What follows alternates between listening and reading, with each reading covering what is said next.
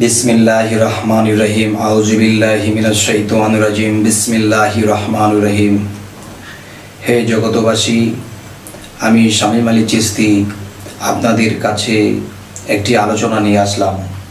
আর সেই আলোচনাটি হলো এই জগতে চলার পথে এবং কিছু করতে গেলে বা ওরকম কিছু জানতে গেলে দেখা যায় মানুষ অনেক কিছুতে ভুল বোঝে। যেরকম যদি আমরা তরিকতের জ্ঞানে যাই, তরিকতের জ্ঞানে গেলে বা বিভিন্ন জ্ঞানী গুণীদের কিছু কথা আছে তা শুনতে উল্টা মনে হয়। সাধু মহৎদের কথা, তরিকতের গভীর জ্ঞানী যারা, তাদের কথাগুলো শুনতে উল্টা মনে হয়, কিন্তু উল্টার মধ্যে বাও লুকিয়ে আছে, তা আমাদের বের করে নিতে হবে। তবে আজকের কথা হলো যে বিষয়, যে আল্লাহর সৃষ্টিতে কিছু জিনিস, কিছু ফল ফলাদি আছে, দেখা যায় তার নামের সাথে তার কাজের মিল নেই, কিন্তু মিল যে নেই এর মধ্যে রহস্য আছে। আর সেই রহস্যটি আমি যতটুকু পারি বলার চেষ্টা করব ইনশাল্লাহ। সে বিষয়টি হলো যে আনারস, আনারস তার মানে যার কোনো রস নেই তাকে বলা হয়েছে আনারস, কিন্তু আনারস রসে ভরা। যেমন আরেকটি বিষয় হলো বেদানা, বেদানা মানে যেই জিনিসের কোনো দানা নেই বা যেই ফলের কোনো দানা নেই, কিন্তু নাম রাখা হয়েছে কি, নাম রাখা হয়েছে বেদানা, মানে তার কোনো দানা নেই কিন্তু সেই বেদানা দানায় ভরা। আরো একটি কথা বলা হয় যে আদম, আদম তার মানে তার দম নেই, কিন্তু আদম যে আমরা এই পৃথিবীতে এসেছি আমরা কিন্তু দমে ভরা, আর এই দম ছাড়া কিন্তু আমার দেহ বাঁচবে না। আনারস রসে ভরা, বেদানা দানায় ভরা, আদম দমে ভরা। তাহলে আমি যে কথাটি আপনাদেরকে বোঝাইতে চাইতেছি সে কথাগুলো হলো কিছু কিছু জিনিস, কিছু কিছু বিষয় এগুলা উল্টা শোনা যায়, কিন্তু উল্টার মধ্যে বাও লুকানো আছে, সেটা জ্ঞানের জোরে বের করে নিতে হবে। তো আরেকটি বিষয় হলো যে আমার চাচা গুরু জালালউদ্দিন খাঁ কিছু উল্টা তত্ত্বের গান, কবিতা লিখে গেছেন।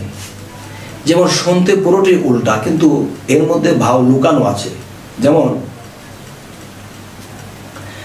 একটা কবিতায় তিনি প্রকাশ করেছেন, সেই কবিতাটি হলো উল্টা কথা ভাও করে দাও উহে আমার গুরুদন, জন্মের আগে খাইতে গেলাম ভূতের বাড়ি নিমন্ত্রণ, যারে দিয়া দুনিয়া আলো সে কেন গো দেখতে কালো, সাপের মনি ব্যঙ্গে নিল ময়ূর পলায় কি করণ।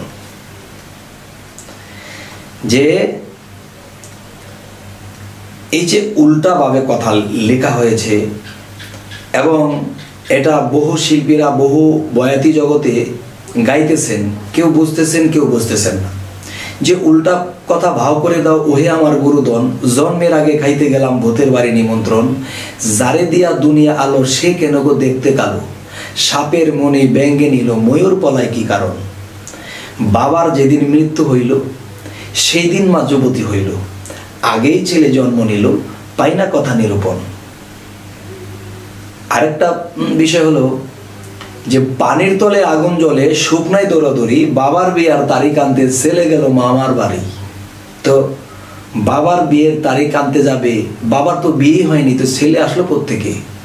এই যে একটা উল্টা বিষয়, এই উল্টার মধ্যে আমাদের না বুঝলে এমন একটা ভুল লুকিয়ে থাকে যা আমরা কখনো চিন্তা করি না এবং ভুল বুঝি। কিন্তু না, ভুল বুঝবো না আমরা কেউ, অবশ্যই বোঝার আছে।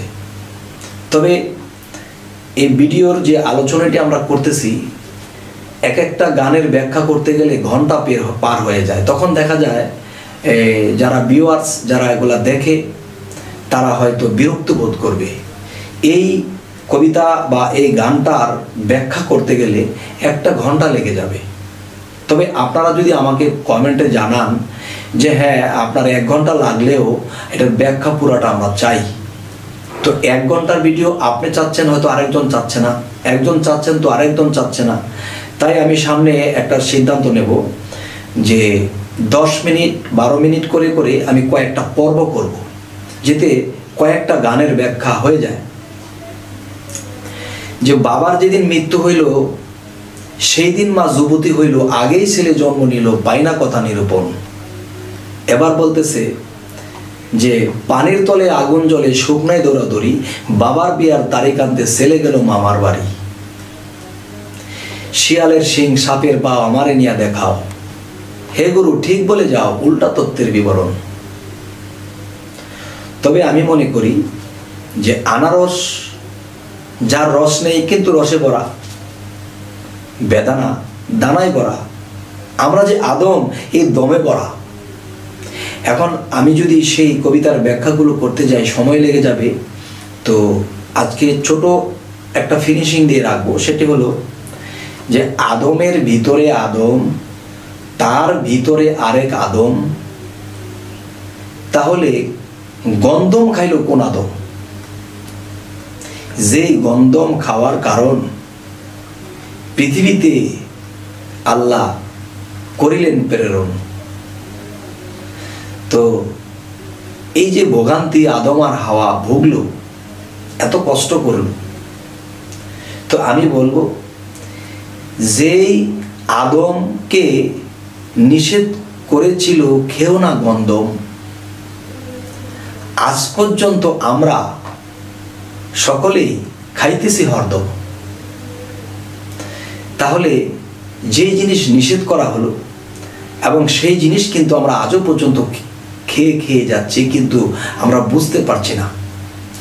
তবে একটা ইঙ্গিত করব যে সেই গন্ধমের রূপ কি, সেই গন্ধম দেখতে কিরকম।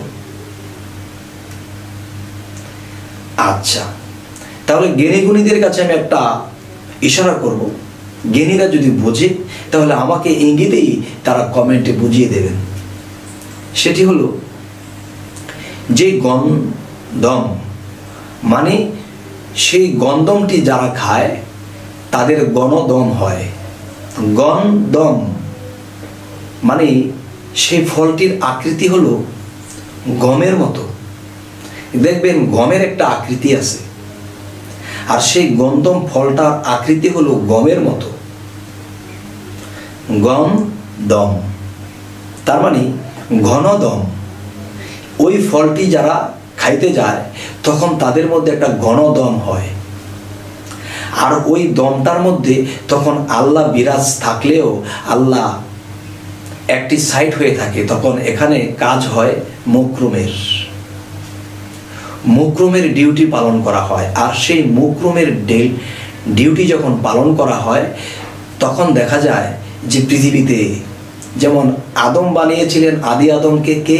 মুকরুম ফেরেশতা আদমের বডি বানাইছিলেন। তাহলে সেই মুকরুমের ডিউটি কি? সেই মুকরুম এখনো আদম বানায়। সে ছিলেন কি? যে আদি আদম।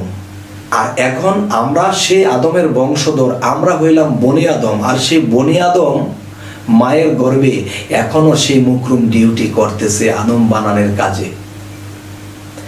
তাই এই ফলটি যখন মানুষ খায় তখন তার গণদম হয়, আর এটাকে গন্ধম বলা হয়েছে। আর এই গন্ধমটি যারা যখনই খাবে তখনই তাদের গণদম হবে।